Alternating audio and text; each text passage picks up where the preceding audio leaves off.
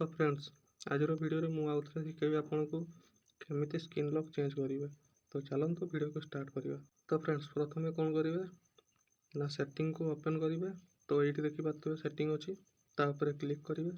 Setting उपर click कलापर देखो ये हल्का स्क्रॉल कलापर ये देखिपे फिंगरप्रिंट फेस एंड पासवर्ड लिखाई क्लिक करूँ। तापर ये देखो कौन करेंगे ना स्क्रीन लॉक अच्छी क्लिक करेंगे। तापर देखो ये कौन करेंगे आप जो पैटर्न लॉक पकईथे तो देखिपे पैटर्न लॉक आमर खोली। तो ये कौन करवा नुआ गोटे पासवर्ड पकेवा। तो जमती देखिपे मोर 4 डिजिटल पासवर्ड लिखाई मुझे क्लिक करुँची।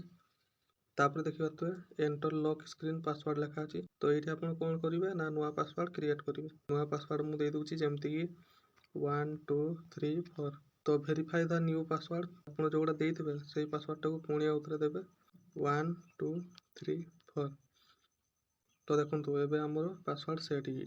तो ये मुझे देखी दूसरी आपको देखिपे आमर स्क्रीन लॉक सेट हो। तो ये मुझे खोलिक भी देखी दूसरी 1 2 3 4। तो एमती आप चेंज करेंगे।